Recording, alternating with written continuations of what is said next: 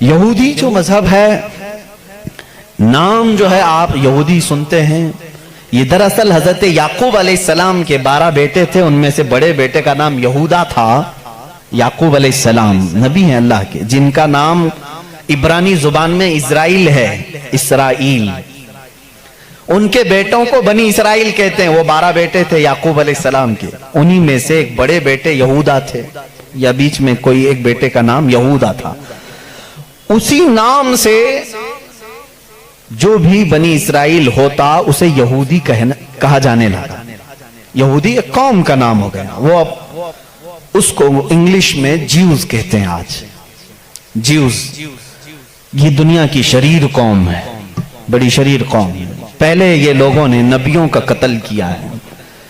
ان کے بارے میں کیونکہ میں وہی باتیں کر رہا ہوں جو قرآن کہہ رہا ہے۔ اگر آپ کہیں گے بہت کٹر پنتھی ہو جائے گی تو پھر قرآن کو بھی بند کرنا پڑے گا۔ قرآن کہتا ہے یقتلون النبیین بغیر حق، یہ ناحق نبیوں کا قتل کرتے تھے۔ جب قرآن ان کی باتیں بیان کر رہا ہے تو میں کیوں نہ بیان کروں؟ یہ شریر قوم تھے، حق بات کو کبھی تسلیم نہیں کرتے تھے۔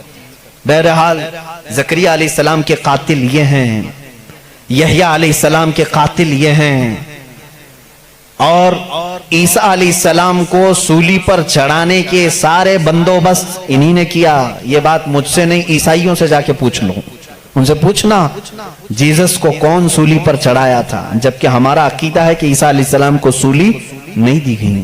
ہمارا عقیدہ قرآن سے ثابت ہے، اس پر میں بعد میں گفتگو کرتا ہوں۔ لیکن یہ یہودی قوم بڑی پرانی ہے، یعقوب علیہ السلام سے چل رہی ہے، ٹھیک ہے، کافی پرانی۔ یہ مانتے کس کتاب کو؟ کسی بھی دین کو، کسی بھی مذہب سے ہم کو اگر بات کرنا ہے تو اس کی جو مقدس کتاب ہے اسی سے بات کرنا۔ میں بھی انہی سے بات کروں گا، ہوائی فائرنگ نہیں۔ جو مقدس کتاب تمہارے نزدیک ہے اسی کی باتیں اگر میں رکھتا ہوں۔ یہاں محفل میں اتنا وقت نہیں ہوتا، تھوڑی تھوڑی جھلکیاں میں دے کر کے جاؤں گا تاکہ جو ریسرچ اسکالر ہیں وہ اس کو آگے بڑھائیں اور پھر اپنی تحقیق سے لوگوں کے سامنے یہ باتوں کو لائیں۔ یہودی قوم جس کتاب کو مقدس مانتی ہے وہ تورات ہے، جو موسیٰ علیہ السلام پر نازل ہوئی، اور زبور ہے جو حضرت داؤد علیہ السلام پر نازل ہوئی۔ ان کتابوں کے مجموعے کو آج انگلش میں اولڈ ٹیسٹمنٹ کہا جاتا ہے۔ یہ کتابیں مارکیٹ میں دستیاب ہیں، ان کو کیا کہتے ہیں؟ Old testament. تقریباً اس کتاب میں جو الگ الگ چھوٹی چھوٹی کتابوں کو ملایا گیا ہے 73 کتابوں کا مجموعہ ہے اولڈ ٹیسٹمنٹ۔ جیسے قرآن میں 30 پارے ہیں نا، پہلا پارا، دوسرا پارا، تیسرا پارا، اس طرح سے اس میں پارے سمجھ لیں یا الگ الگ ٹاپکس۔ یہ کتنے ہیں؟ 73 ہیں۔ اس میں بھی ان کا بڑا اختلاف ہے، میں سارے اختلافات نہیں بتا سکتا آج، لیکن قرآن میں سب کا اتفاق ہے، چاہے وہ شیعہ ہو، دیوبندی ہو، وہابی ہو، اہل حدیث ہو، کوئی بھی ہو۔ جو عقیدہ ہم رکھتے ہیں اہل سنت و جماعت کے قرآن کے 30 پارے ہیں، سب کا اس بات پر اتفاق ہے۔ لیکن اولڈ ٹیسٹمنٹ پر سب کا اتفاق نہیں، ان میں سے کچھ مذہب 73 مانتے ہیں، کچھ 66 مانتے ہیں، 66 مانتے ہیں، کچھ لوگ 27 مانتے ہیں۔ بہرحال اولڈ ٹیسٹمنٹ میں ایک باب ہے جس کو استثناء کہتے ہیں، ایک پارے کا نام ہے، ایک کتاب کا، ایک جز کا، جس کو ڈیوٹرونومی انگلش میں کہتے ہیں۔ اس میں ایک آیت آئی ہے۔ آیت ظاہر سی بات ہے اللہ کی ہے، آیت اللہ کی ہے اور موسیٰ علیہ السلام پر نازل ہو رہی ہے۔ اللہ تعالیٰ فرما رہا ہے اے موسیٰ، میں تمہارے بعد تمہارے بھائیوں میں، بھائیوں سے مراد نبیوں میں، ایک ایسا نبی بھیجوں گا جو تمہاری ہی طرح سے ہوگا، تمہاری ہی طرح سے ہوگا، لیکن میں اس کے منہ میں اپنی زبان رکھ دوں گا۔ اور دوسری آیت آتی ہے کہ وہ فاران کی چوٹیوں سے چمکے گا۔ یہ فاران کیا ہے؟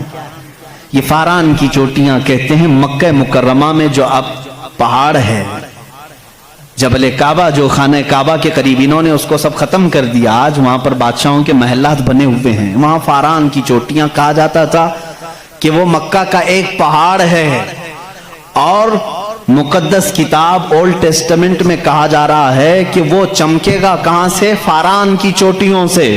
अब मैं उसकी तरफ आता हूं। बेचारे ईसाई कहने लगे कि ये जो बशारत आई है मूसा अलैहिस्सलाम को, उससे मुराद हमारे नबी ईसा अलैहिस्सलाम हैं। ये मुंह मियां मिट्ठू बनते हैं। इस तौर पर अल्लाह ने क्या फरमाया? ऐ मूसा, मैं तुम्हारी ही तरह एक रसूल भेजूंगा। तुम्हारी ही तरह से मुराद क्या है?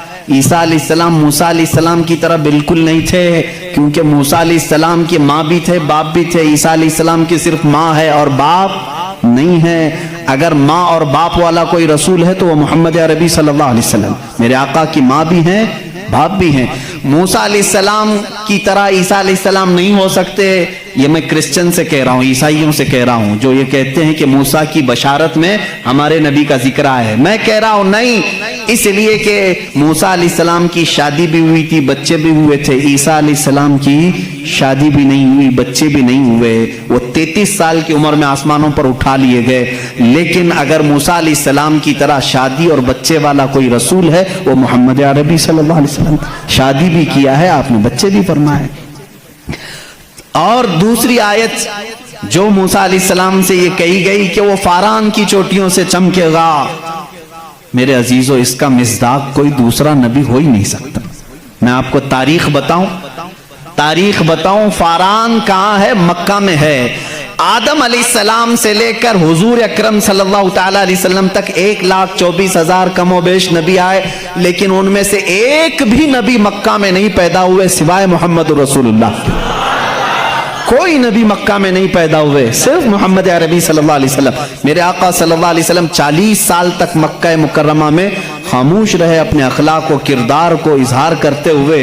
लेकिन 40 साल की उम्र के बाद जब अल्लाह की वही आई, कुरान की आयतें आई, तो सबसे पहले मेरे आका सल्लल्लाहु अलैहि वसल्लम ने पूरे मक्का वालों को एक दावत देकर जमा किया था। कहां जमा किया? यही फारान की चोटियों में। यह पहला मजमा है, पहला जलसा है मेरे आका का। उसी जलसे में मेरे आका ने सबसे पहली मर्तबा ये ऐलान किया, ऐ मक्का वालों, मैं मोहम्मद अल्लाह का आखिरी रसूल हैं, आखिरी रसूल हूं। हुजूर अकरम सल्लल्लाहु तआला अलैहि वसल्लम का ये फरमान आलीशान ही, जिसको मूसा अलैहिस्सलाम की तौरात में कहा गया कि वो फारान की चोटियों से चमकेगा, अल्हम्दुलिल्लाह वो रसूल फारान की चोटियों से जो चमका वो आज तक चमक रहा है। चमक तुझसे पाते हैं सब पाने वाले, मेरा दिल भी चमका दे चमकाने वाले। बरसता नहीं देख कर अब्र रहमत, बदों पर भी बरसा दे बरसाने वाले। या रसूल अल्लाह, मैं मुजरिम हूँ आका, मुझे साथ ले लो कि रस्ते में हैं जा बजा थाने वाले हैं, हमारे तो रोड पर ही हैं। बहरहाल या रसूल अल्लाह, हमको अपने साथ ले लें, जा बजा हैं थाने वाले। थाने वाले तो समझते होंगे, आला हज़रत ने शेर में जिक्र फरमाया। बहरहाल एक ओल्ड टेस्टामेंट की एक ही बात मैंने कही, ज्यूज से ये पूछें जा करके कि ये जिक्र आया है मूसा के बाद एक नबी आने वाले, वो कौन से नबी हैं? उनकी ये सिफत बयान की गई है ड्यूट्रोनॉमी इस्तिस्ना में। ओल्ड टेस्टामेंट में ये जिक्र आया है, वो कौन है, वो कौन सा रसूल है, आखिर तुम ही बता दो।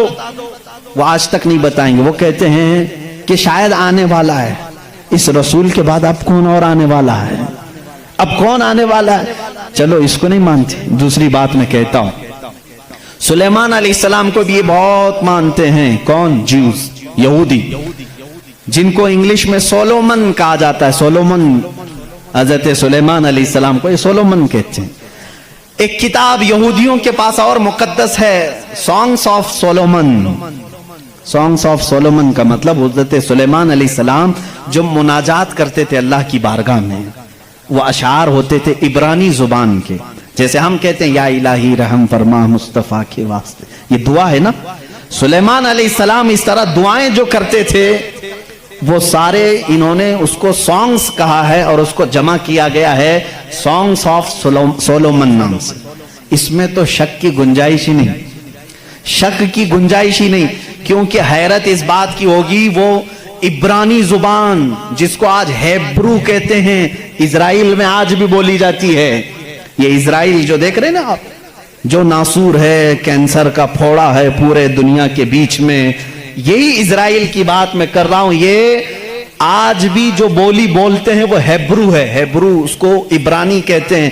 اس زبان میں آج بھی سانگس آف سولومن، حضرت سلیمان علیہ السلام کے مناجات میں یہ لکھا گیا ہے، سب سے پیارا، سب سے مبارک، سب سے شان والا، جس کی اللہ کے ہاں پہنچ ہے، جس کی اللہ کے ہاں مرتبت ہے، اس کا نام محمد ہے۔ یہ کون کہتا تھا؟ سلیمان علیہ السلام۔ اور نام لفظ محمد آج بھی موجود ہے، عبرانی زبان میں آج بھی لفظ محمد، اور اس کے ساتھ لفظ ام آیا۔ ام کہتے ہیں بڑا محترم شخص جس کی سارے لوگ عزت کریں، سلیمان علیہ السلام کہتے ہیں وہ ام ہے، ام ہے۔ ام کا مطلب ہیبرو میں ہے سب سے زیادہ عزت والا، اور سلیمان علیہ السلام نے وہ کر کے بھی دکھایا۔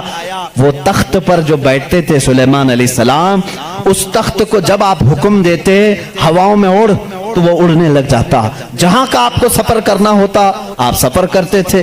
اور وہ تخت ایسا نہیں کہ ایک اڑن تشتری ہے چھوٹی سی، بلکہ اتنا بڑا تخت تھا کہ آپ کے دائیں جانب 500 نبی اس زمانے کے بیٹھتے تھے، بائیں جانب 500 اولیاء امت بیٹھتے تھے، اور وہ تخت جب اڑتا آسمانوں پر ہواؤں کو اللہ نے ان کے لیے مسخر کر دیا تھا، اور وہ جس طرف حکم کرتے اڑتا تھا۔ ایک مرتبہ یہ بھی اسرائیلی روایات میں بھی موجود ہے، سلیمان علیہ السلام اڑتے ہوئے جا رہے تھے، یہی تخت پر بیٹھے ہوئے، اچانک آپ نے تخت کو نیچے اترنے کا حکم دیا اور سارے لوگوں سے کہا پیدل چلو۔